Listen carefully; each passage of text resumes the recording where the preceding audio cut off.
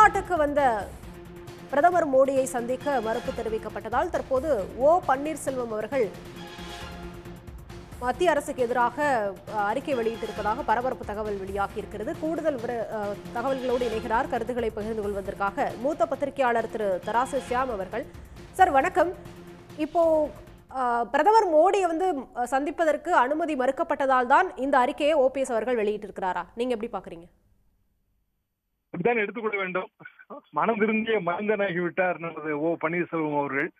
அவருக்கு உண்மையிலேயே வாழ்த்துக்கள். இப்போதாவது தமிழ்நாட்டுக்கு சேர வேண்டிய வேண்டும் என்கிற ஒரு சிந்தனை, அவருக்கு மாற்று சிந்தனை வந்திருக்கிறதே, அதுவே மகிழ்ச்சி தான்.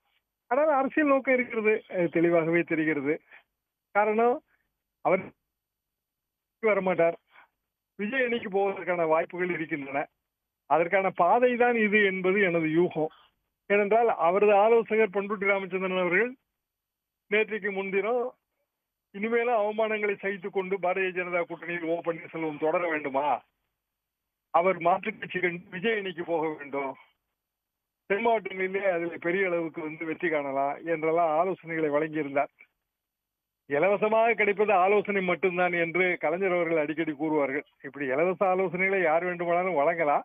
ஆனால் ஒரு விஷயம் பண்ருட்டி ராமச்சந்திரன் சொன்னது, தேசிய ஜனநாயக கூட்டணி ரொம்ப ஆபத்தான கூட்டணி, தமிழ்நாட்டின் நலன்களுக்கு எதிரான ஆபத்தான கூட்டணி என்று ஒரு கருத்தை அதில் தெரிவித்திருந்தார். அப்படியான ஆபத்தான கூட்டணியிலே இதுவரைக்கும் ஏன் பன்னீர்செல்வம் தொடர்ந்தார் என்பதற்கு உண்மையிலேயே விளக்கம் இல்லை. ஆனால் இன்றைக்கு நயினா நாகேந்திரன் இன்னொரு அறிக்கை வெளியிட்டிருக்கிறார். பன்னீர்செல்வம் அவர்கள் தன்னிடம் கூறியிருந்தால் பிரதமர் சந்திப்புக்கு தான் ஏற்பாடு செய்திருப்பேன், எனக்கு தெரியாது என்று. பன்னீர்செல்வம் அவரது தரப்பிலிருந்து பிரதமருக்கு எழுதிய கடிதத்தையே வெளியிட்டார்கள். அந்த கடிதத்தை வேறு யாரேனும் வெளியிடுவதற்கு வாய்ப்பு இல்லை. ஓபிஎஸ் தரப்பில் இருந்துதான் அது லீக் செய்யப்பட்டது. அது 2 தினங்களாக எல்லா ஊடகங்களிலும் வெளிவந்தது. ஊடகங்களிலே எங்களை போன்றவர்களை எல்லாம் அழைத்து கருத்து கேட்டீர்கள். அதையெல்லாம் நயினார் நாகேந்திரன் டிவி எல்லாம் பார்ப்பதில்லை போல இருக்கிறது. எனக்கு தெரியவே தெரியாது, ஓபிஎஸ் என்னிடம் சொல்லியிருந்தால் நான் ஏற்பாடு செய்திருப்பேன் என்று அவர் கூறுகிறார். ஆக ஓபிஎஸ்ஐ பொறுத்தவரையில் இப்போது மாற்று அணிக்கு போவதற்கு தயாராகிவிட்டார். அப்படி நாம் இதிலே புரிந்து கொள்ளலாம். இந்த கல்வி நிதியை விடுவிக்க வேண்டும் அப்படின்னு திமுக உட்பட கூட்டணி கட்சிகள் அனைத்துமே தொடர்ந்து பல மாதங்களாகவே வலியுறுத்தி வந்துட்டு தான் இருக்காங்க.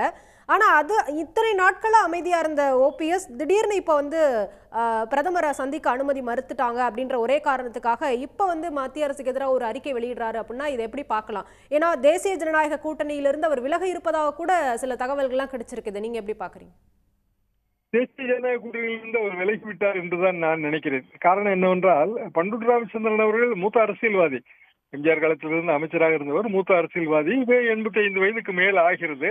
அவர் தேசிய ஜனநாயக கூட்டணியிலே இனிமேலும் பன்னீர்செல்வம் இத்தகைய அவமானங்களை சகித்துக் கொண்டு தொடர வேண்டுமா என்றெல்லாம் கேள்வி எழுப்பிவிட்டார். மேலும் பன்னீர்செல்வம் அவர்கள் மதுரையிலே மாநாடு கூட்டி அதற்கு பிறகு தனி கட்சி துவங்க போவதாக அவரே அறிவித்திருக்கிறார். அப்படியான சூழ்நிலையில் தனி கட்சி துவங்கினால் தமிழ்நாட்டு அரசியலிலே இன்றைய தேதிக்கு எந்த கூட்டணி பக்கம் போக முடியும் என்பதுதானே.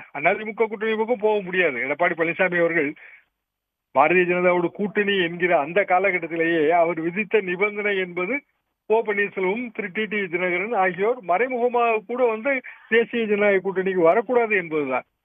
எனவேதான் பன்னீர்செல்வம் அவர்களை அமித்ஷாவும் சந்திக்கவில்லை, மோடி அவர்களும் சந்திக்கவில்லை. மோடி அவர்கள் இப்போதில்லை, பாம்பன் பாலம் திறப்பு விழா நடந்த போது மட்டும் எங்க சந்தித்தார். அப்போதும் இதே மாதிரியான ஒரு கடிதத்தை கொடுத்தார். அது நடந்து சில மாதங்கள் ஆகிவிட்டன. பாம்பன் பாலம் எந்த தொகுதியில அமைந்திருக்கிறதோ அந்த தொகுதியில தேசிய ஜனநாயக கூட்டணியின் வேட்பாளர் பன்னீர்செல்வம் அவர்கள். அப்படி இருந்துமே பாம்பன் பாலம் திறப்பு விழாவுக்கு வந்த மோடி அவர்கள் அவரை சந்திக்கவில்லை. இதுதான் கலை யதார்த்தம். இப்படித்தான் அரசியல் போய்கொண்டிருக்கிறது. எனவே பன்னீர்செல்வம் அவர்கள் இதுவரைக்கும் தேசிய ஜனநாயக கூட்டணியில் தான் நீடிப்பதாக சொல்லி வந்தார். இப்போது அவர் நீடிக்கவில்லை என்பதை வெளிப்படையாகவே கூறிவிட்டார். உடனுக்குடன் செய்திகளை தெரிந்து கொள்ள சன் நியூஸ் பெல் ஐகானை கிளிக் பண்ணுங்க.